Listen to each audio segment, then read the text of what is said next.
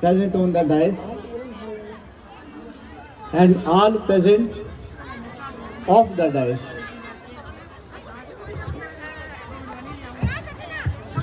I am the last person to speak, perhaps the last person to speak. और मेरी बारी आते आते बहुत कम लोग रह गए। मुझे एक बात याद आई। एक दिन हम एक रैली करने चले गए, उसका नाम रखा विशाल रैली। और ऐसे ही वहाँ लोग बैठे थे, तो भी उसमें फिर दो ही, जब रैली शुरू हुई तो लोग थे, जब बारी बोलने की आई तो एक नीचे बैठा था, एक बोल रहा था। नाम था विशाल रैली। अब जो नीचे बैठा था वो कहे मैं तो उठ नहीं सका, इसलिए कि जो एड्रेस कर रहा था उसने आंखें मेरी आंखों में डाली हुई थी, तो मैं उठ के कैसे जाता, नहीं तो विशाल रैली। तो हमने तो वो दिन भी देखे हैं।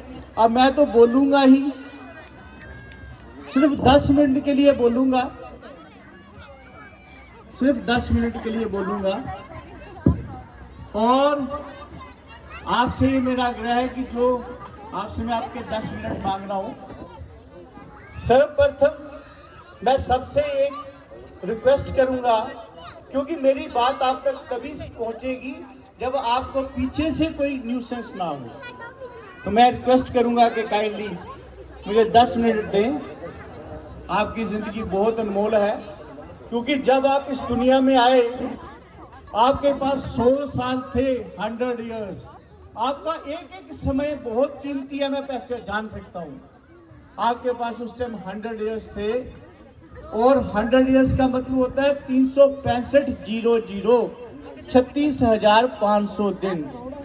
उसमें से आपने एक दिन यहाँ दिया, उसमें से आधा दिन 10 मिनट मैं मांग रहा हूँ। कितना कीमती है मैं समझ सकता हूँ। तो अभी कुछ लोग ये हिसाब लगाने लगे हैं कि 336,500 दिन थे, तो बाकी कितने बचे।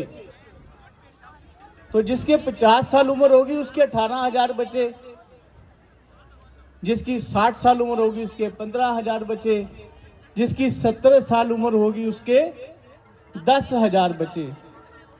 उन 10,000 दिनों के लिए ही हम यहाँ पे हैं। उसमें से मैं आपसे 10 मिनट मांग रहा हूँ। बहुत बड़ी बात है जो मुझे दे रहे हैं, आपका धन्यवाद। अब साहब ये बात तो बड़ी अच्छी है कि हमारे पास कितने दिन बचे। मेरे लिए तो ट्रेन भी अभी आनी थी। उन 10,000 दिनों में या 20,000 दिनों में हमने करना क्या है। इसके लिए आपको टेलीविजन मिलता है, आपको बड़े बड़े धार्मिक आपके गुरु आते हैं, आपके सत्संग होते हैं, सब लोग आपको बताते हैं आपने क्या करना है। आपने खुद सोचना आपने क्या करना है। इसी कड़ी में बाबा नामदेव जी आए। उस समय इस समाज में बहुत त्रुटियां थी। उसको बोलते हैं, उस समय को बोलते हैं हम भक्ति मूवमेंट, 1200 से लेके 1600 तक। तो उन्होंने उन कृतियों को दूर करके और हमें ये जीवन क्यों मिला और हमने क्या करना है ये हमें बताया। मैंने 10 मिनट बोला था, 3 मिनट निकल गए, 7 मिनट बचे, मुझे 7 मिनट दे दीजिए। हमने जीवन कैसे जीना उन्होंने हमें बताया। बहुत उच्च कोटि के आदमी थे वो, बहुत बड़े संत थे। उन्होंने बोला आपके पास थोड़ा सा समय है, इसमें आप काम कर रहे हो, तो भगवान को याद करने के लिए ऐसा तो नहीं कि आप काम करते करते काम छोड़ के भगवान को याद करो।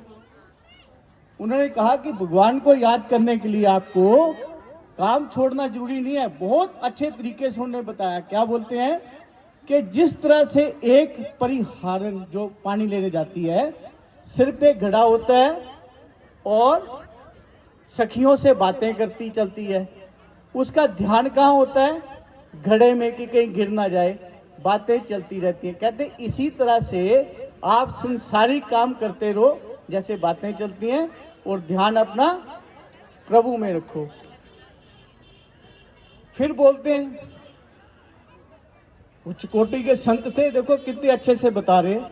फिर कहते हैं कि जिस तरह से एक बच्चा पतंग उड़ाता ना, तो उसका ध्यान कहाँ होता है? पतंग में, और अपने दोस्तों से बातें कर रहा है।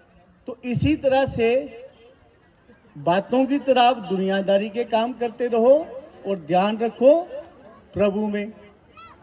तीसरी बात उनको लगा कि शायद समझ नहीं आई होगी, फिर बोलते हैं जिस तरह से कहते हैं नई ब्याई हुई गाय जब घास खाने जाती है तो उसका ध्यान कहाँ होता है?